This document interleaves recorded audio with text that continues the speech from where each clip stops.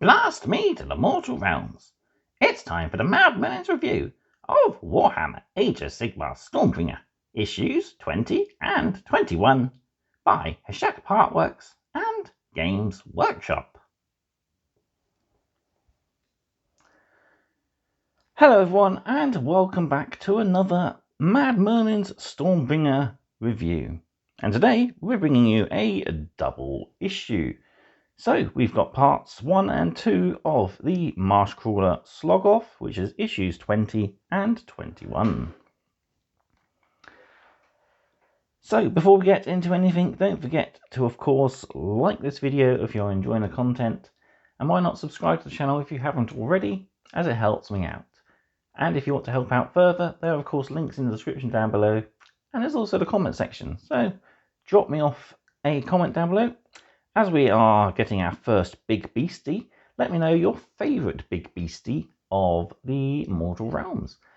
For me, it's kind of tied between a Carnosaur and the good old Hellpit Abomination. They're both kind of cool monsters. Yeah, let me know what yours is in the comment section down below. So we're going to go into both of these issues. We'll start, of course, with 20, and then we'll have a look at 21. So let's get to it. So we'll start, of course, with issue 20, and we got the first part of the frame here.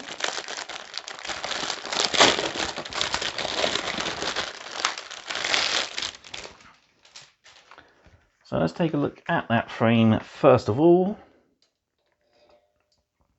So on this frame we got part of the body for the Sloggoth and the little howdah. Got the base for the howdah. We got the two different heads that you have, so one looking right and one looking left, I believe. And we have parts for the Goblin crew and some of their options as well, and plenty of extra details to hang off the model. So this is a full multi-part kit, so you will need glue to build this model. But all in all, it looks quite fun.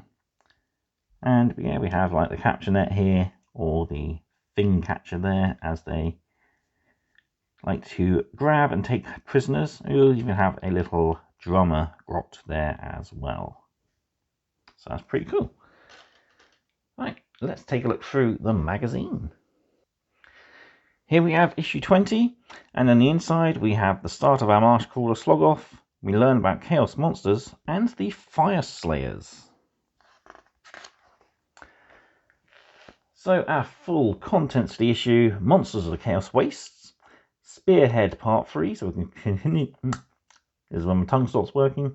We are continuing our story, and we have details about the Order faction, the Fire Slayers.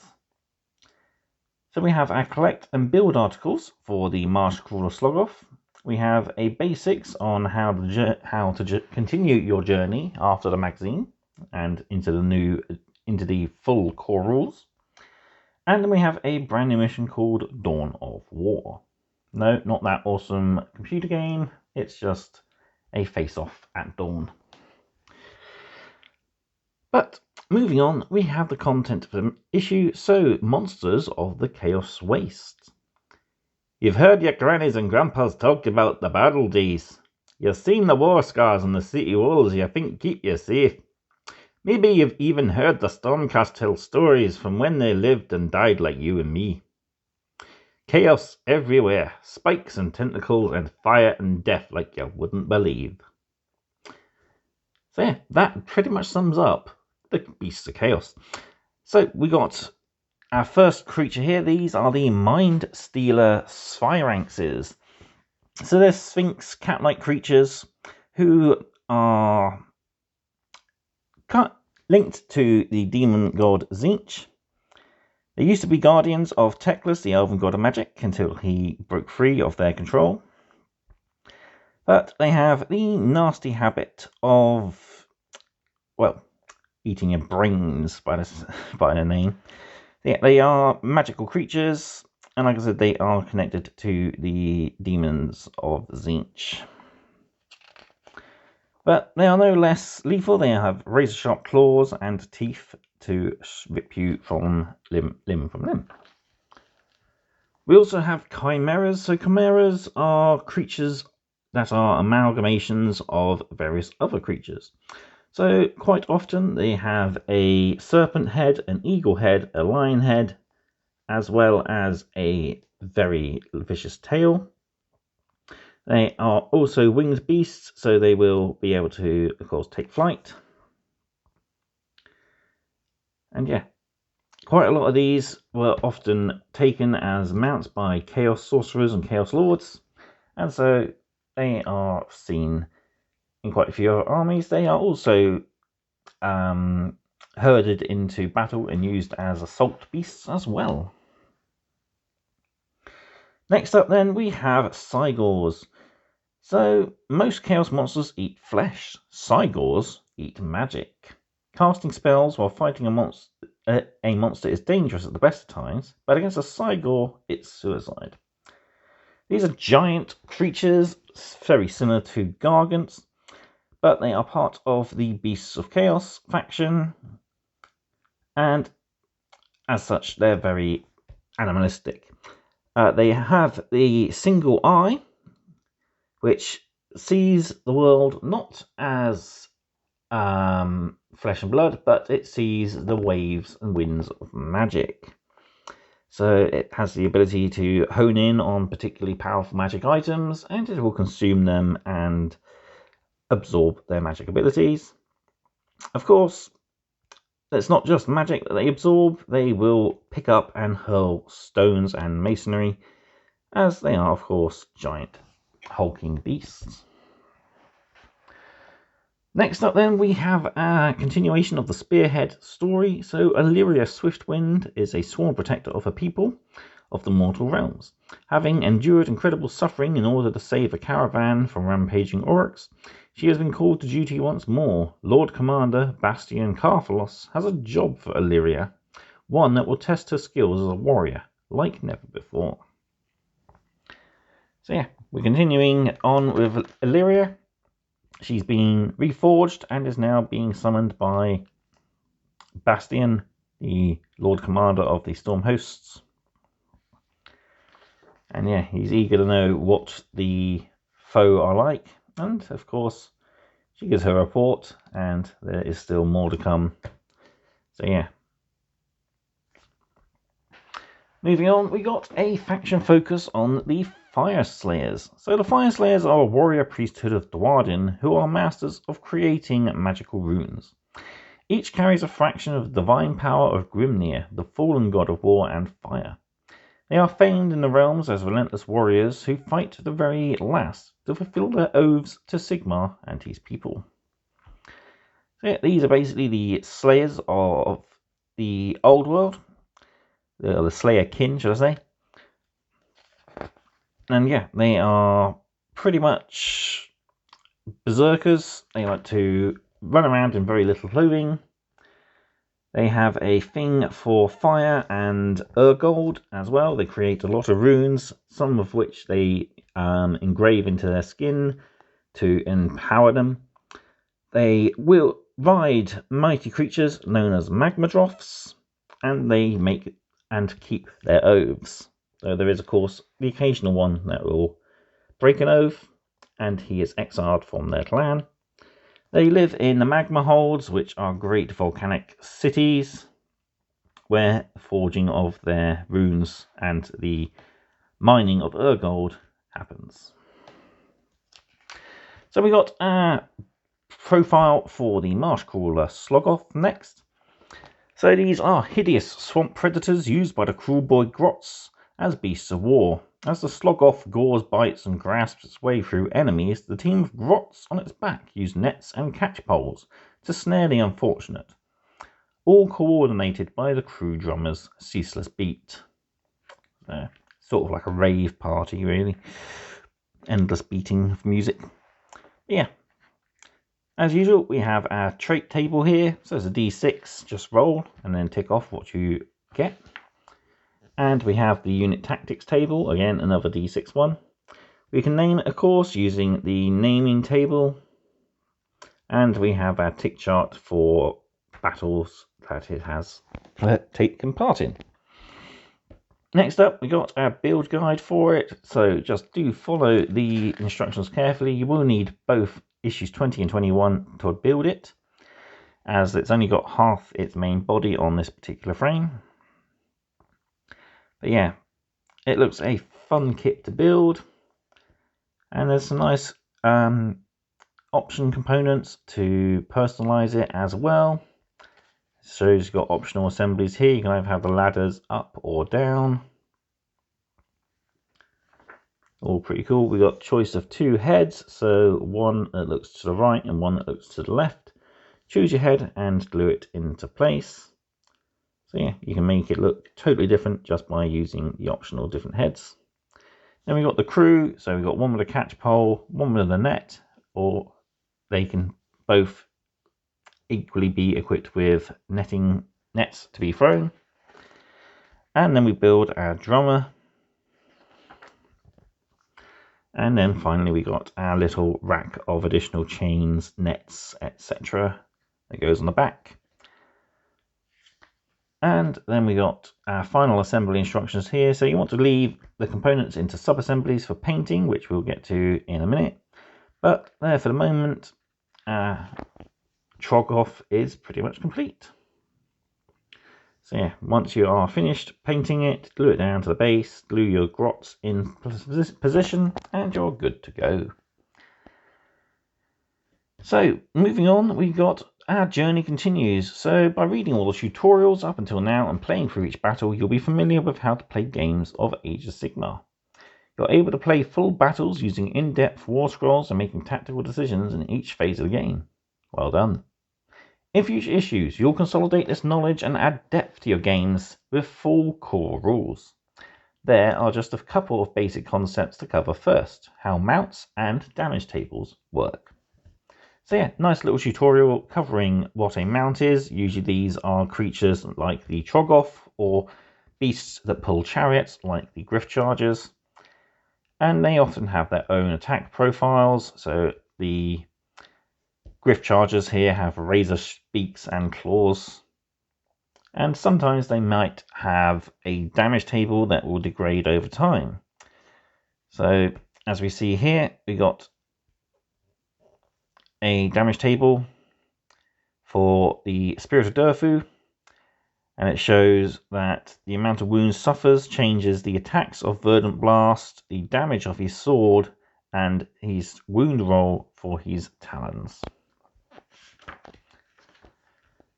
And then we got a little bit about the core rules and into the wild as we continue the expanding narrative.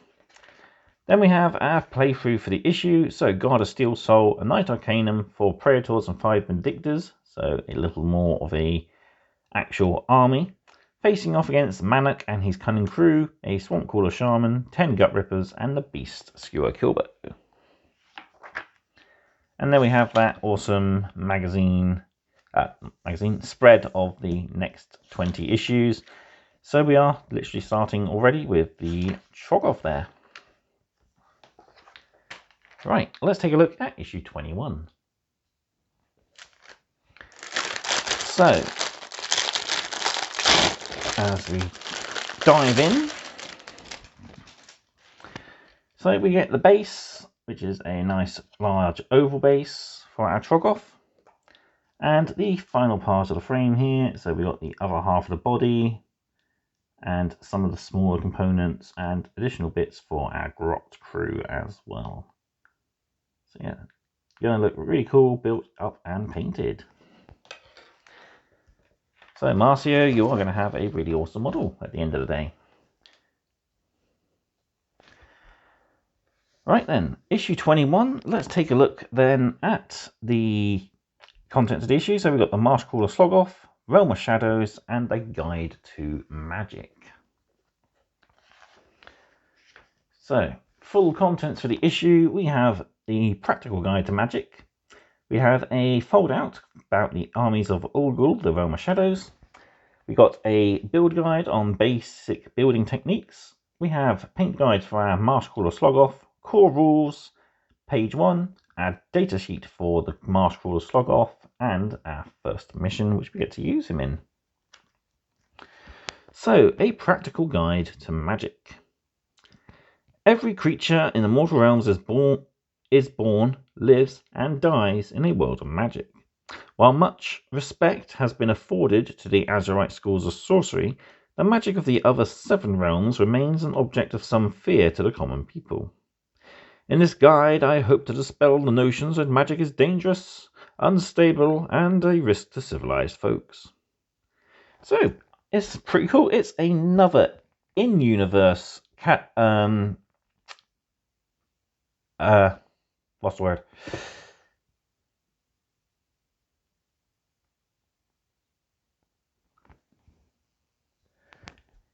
Another written guide to the mortal realms, and this one focuses on magic. So we've got the one going at the moment, which is all about the beasts, and it's nice to see this one, which now focuses on magic.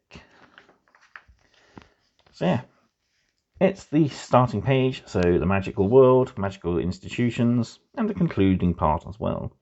So let's just hope it's not the full conclusion, because it'd be quite nice if we did expand this.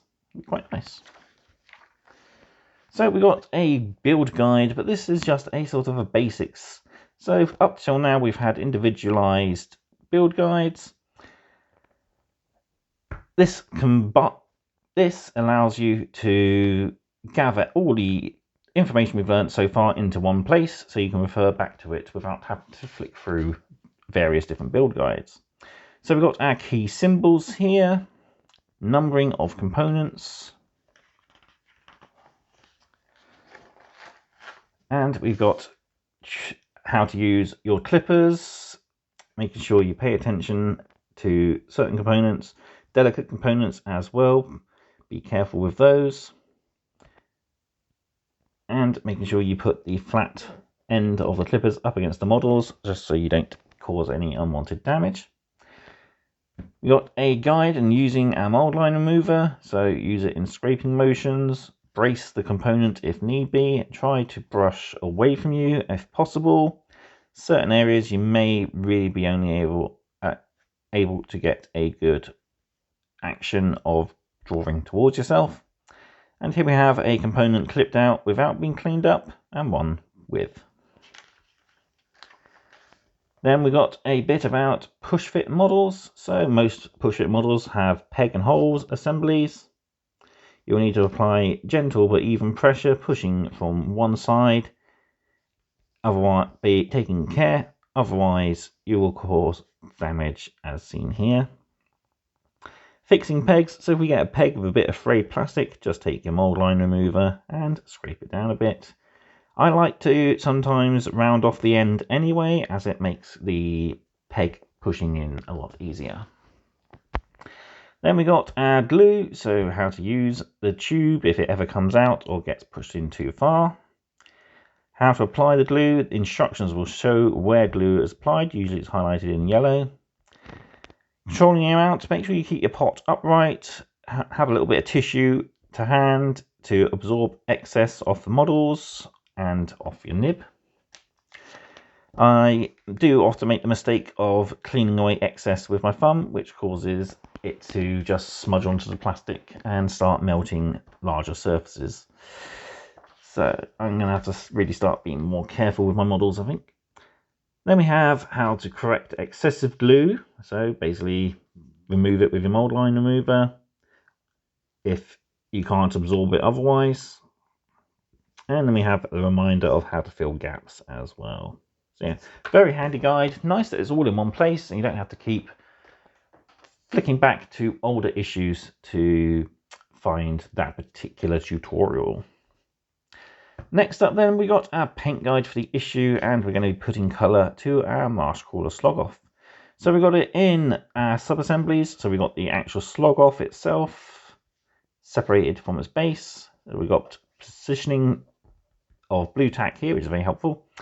And then we got our 3 grots. So we're painting the full Sloggoth with Catachan flesh, and then all our grots with Auric flesh. Then we have to pick out the Sloggoth himself with Wraithbone, which again I personally would do Wraithbone first and then painstakingly pick out the brown areas afterwards. That's just me, but perhaps this is a slightly better way because you can be more neater then with your lighter colours and you won't make any mistakes going forward. The Wraithbone's used for various bits on the grots, so nets, the straps holding the drums, and wrappings around the legs. Next we're picking out the cloth with Abaddon Black. So all the cloth on the goblins, loincloths, hoods, etc. Then we're using Catch and Flesh for any leather and wood details. Lead Belcher for all the metallics, which is quite a lot, so just take your time. There's lots of little rivets and bits of metal connecting all the wood together, so just take your time.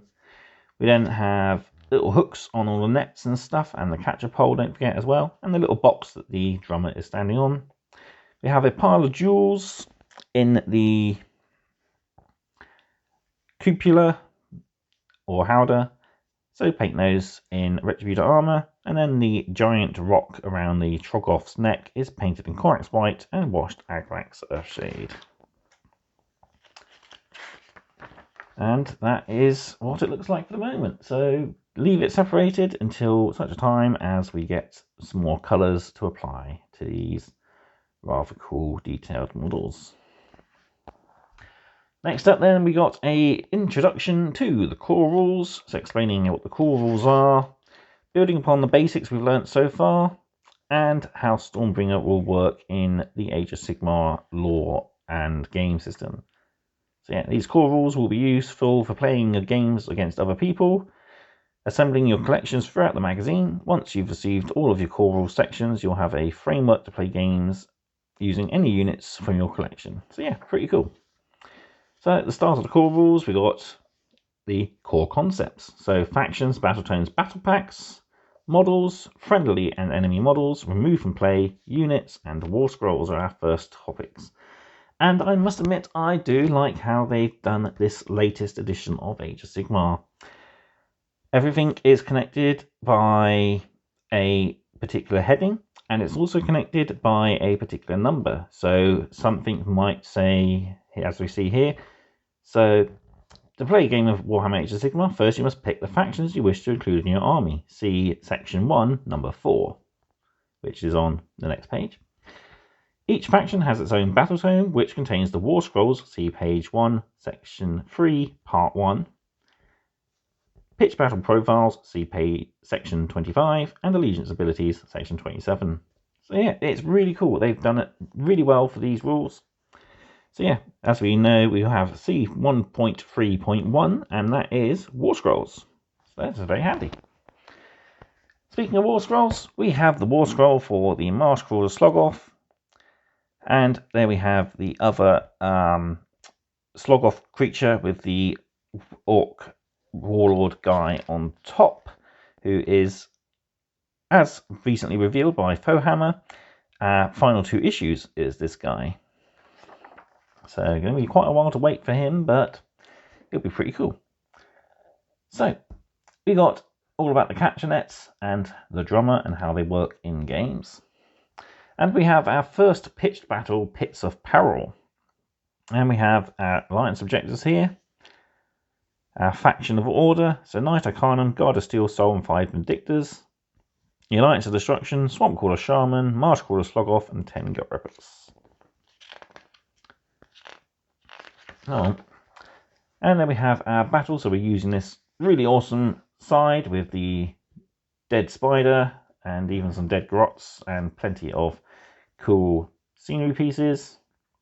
So we have deployment, victory, and the all-consuming shadows. So during the first and second battle round, subtract 1 from hit rolls. From third battle round onwards, roll as normal. So yeah, pretty cool. So while we're here, let's take a look at what's coming up in issues 22 and 23. So 22, we get base paint and contrast paint of Avalanche Sunset and Griff Charger Grey. So this is our first contrast paint. Going to be a nice paint guide in that particular issue. And we also have our first brand new Stormcast model, the Lord Aquila. So nice Stormcast on a giant Aquilion beast. So yeah, it's looking really cool. Finally, for this issue though, we do have our fold out, which is all about the armies of Ulgu. So first off, we got the Daughters of Cain and their leader Morathi.